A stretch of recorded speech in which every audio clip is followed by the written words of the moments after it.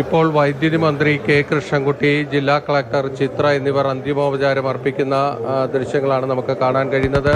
വളരെ വേദനിപ്പിക്കുന്ന രംഗങ്ങളാണ് ഈ ഹാളിനുള്ളിൽ നമുക്ക് കാണാൻ കഴിയുന്നത്. എവിടെയും നിറഞ്ഞ കണ്ണുകളുള്ള മുഖങ്ങളെ മാത്രമേ നമുക്കിവിടെ കാണാൻ കഴിയൂ. അത്രമാത്രം പ്രിയപ്പെട്ടവരായിരുന്നു ആ നാടിന്, ആ സ്കൂളിന്, അതോടൊപ്പം തന്നെ അവരുടെ ബന്ധുക്കൾക്കെല്ലാം തന്നെ.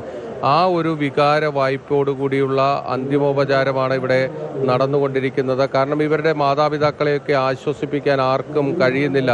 അത്രമാത്രം വേദനിപ്പിക്കുന്ന രംഗങ്ങളാണ് ഇവിടെ നമുക്ക് എല്ലായിടത്തും കാണാൻ കഴിയുന്നത്. കാരണം അവരുടെ സുഹൃത്തുക്കൾ, കുട്ടികൾ, അവരെയൊക്കെ ആശ്വസിപ്പിക്കാൻ അധ്യാപകർക്ക് പോലും വാക്കുകളില്ല.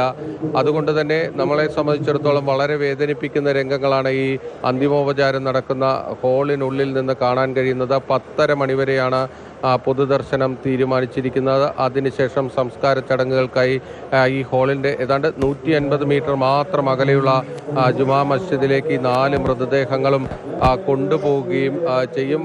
വേഗത്തിൽ തന്നെ സംസ്കാര ചടങ്ങുകളും ക്രമീകരിക്കേണ്ടതുണ്ട്. അതുകൊണ്ട് പരമാവധി 10:30 മണിവരെയാണ് പൊതുദർശനം തീരുമാനിച്ചിരിക്കുന്നത്.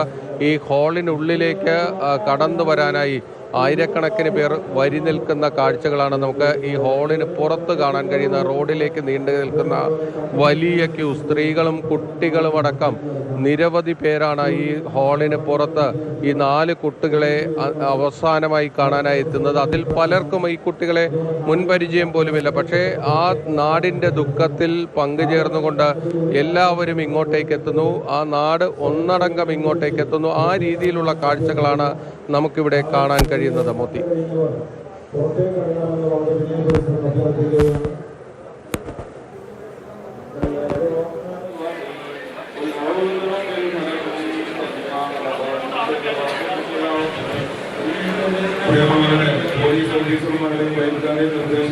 കരിമ്പനക്കൽ ഹാളിൽ നിന്നുള്ള ദൃശ്യങ്ങളാണ് തത്സമയം പ്രേക്ഷകർ കാണുന്നത്. 4 പേരുടെയും ഭൗതികദേഹങ്ങൾ ഹാളിൽ പൊതുദർശനത്തിന് വച്ചിരിക്കുകയാണ്.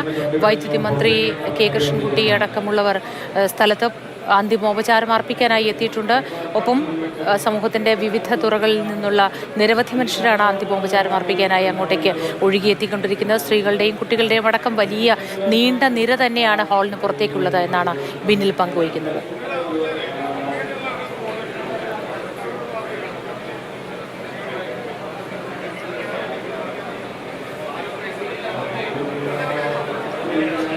ബിന്നിൽ തുടരുന്നുണ്ട് അവിടെ നിന്നും. ബിന്നിൽ പറയൂ, വൈദ്യുതി മന്ത്രി കെ കൃഷ്ണൻകുട്ടി അടക്കം നിരവധി പേര് ഉണ്ട്. മറ്റാരൊക്കെയാണ് സ്ഥലത്ത് പ്രമുഖർ എത്തിയിട്ടുള്ളത്? ആൾ തിരക്ക് എങ്ങനെയാണിപ്പോൾ?